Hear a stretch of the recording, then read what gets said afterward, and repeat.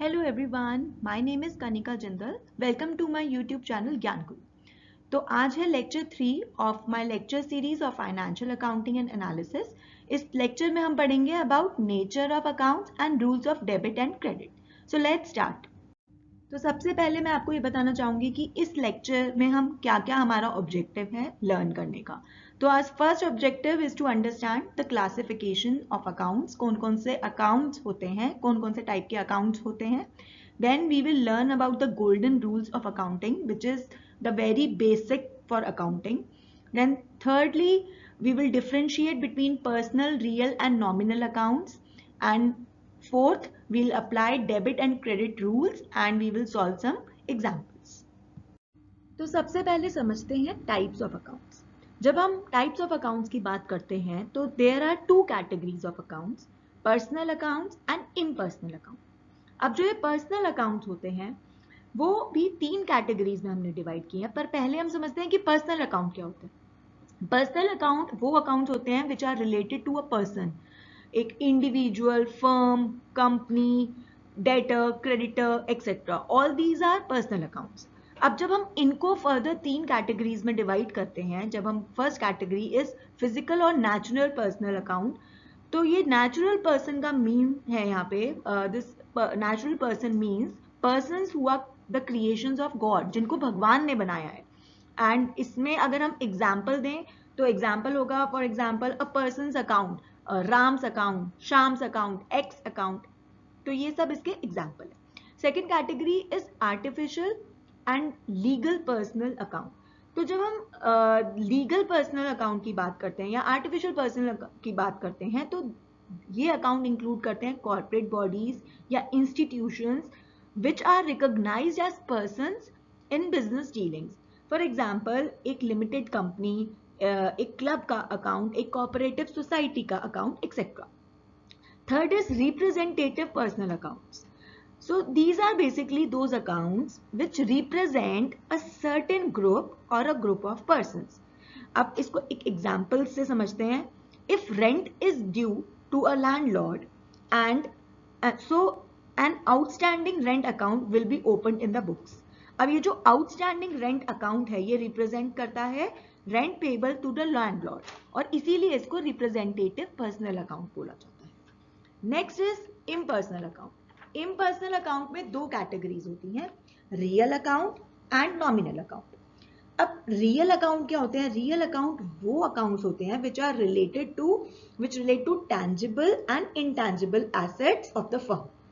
अब tangible assets कौन से होते हैं? जिनको हम देख सकते हैं, हम उसको टच कर सकते हैं. For example land, building, machinery, cash etcetera. अब जब हम इनटैंजिबल एसेट्स की बात करते हैं तो वो ऐसे एसेट्स होते हैं जिसको हम देख नहीं सकते, हम उसको टच नहीं कर सकते. For example goodwill, patents, trademark etcetera. Next category is nominal account.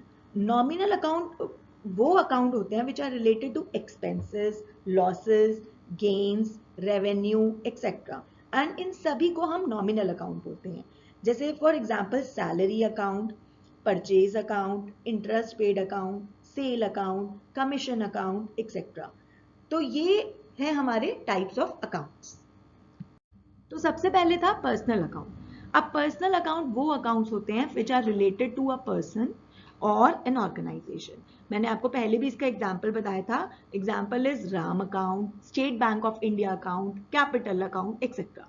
अब जब हम पर्सनल अकाउंट की बात करते हैं तो हम उसमें एक गोल्डन रूल अकाउंटिंग का यूज करते हैं which is debit the receiver and credit the giver. और ये वाला जो गोल्डन रूल है ये सिर्फ हम पर्सनल अकाउंट्स के केस में यूज करते हैं. Next is real account. Real account वो अकाउंट्स होते हैं जो टैंजिबल और इंटैंजिबल एसेट्स को रिप्रेजेंट करते हैं. For example cash account, furniture account, building account, goodwill account. और रियल अकाउंट्स के लिए जो हम golden rule of accounting use करते हैं that is debit what comes in and credit what goes out. अब हम इन सबको रूल्स को समझेंगे लास्ट में with examples. Third is nominal account. Nominal accounts are related to expenses, losses, income, gain. For example, rent account, commission account, salary account.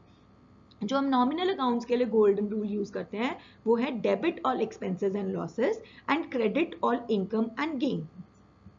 तो अब जल्दी से रिवाइज करेंगे हम अपने 3 golden rules of accounting. So real account के cases में हमारा गोल्डन रूल है debit what comes in and credit what goes out. Personal account के केस में हमारा गोल्डन रूल है debit the receiver and credit the giver. And in case of nominal account, the golden rule says debit all expenses and losses and credit all incomes and gains. So this slide is showing the modern rules of accounting. So modern rules of accounting बोलते हैं when assets are increased then we debit and when assets are decreased we credit. When liabilities decrease we debit. When liabilities increase we credit. When equity decrease we debit. When equity increase we credit. And when expenses increase we debit them and when revenue increases we credit them. So these are the modern rules of accounting. चलिए अब समझते हैं एक example. So transaction is paid ₹5,000 to mister Ramesh. अब यहाँ पे 2 accounts involve है। वो कौन कौन से अकाउंट है? फर्स्ट अकाउंट है मिस्टर रमेश का, Ramesh account which is a personal account. तो यहाँ पे हम कौन सा रूल यूज करेंगे? We will use the rule debit the receiver and credit the giver. तो यहाँ पे जो मिस्टर रमेश है वो रिसीवर है, उनको कैश रिसीव हो रहा है, तो we will write debit the receiver. तो हम रमेश अकाउंट को डेबिट करेंगे। Next is cash account. जो दूसरा अकाउंट इस ट्रांजैक्शन में इन्वॉल्व है वो है cash account which is a real account. Real account के केस में जो हम गोल्डन रूल यूज करते हैं वो होता है debit what comes in and credit what goes out.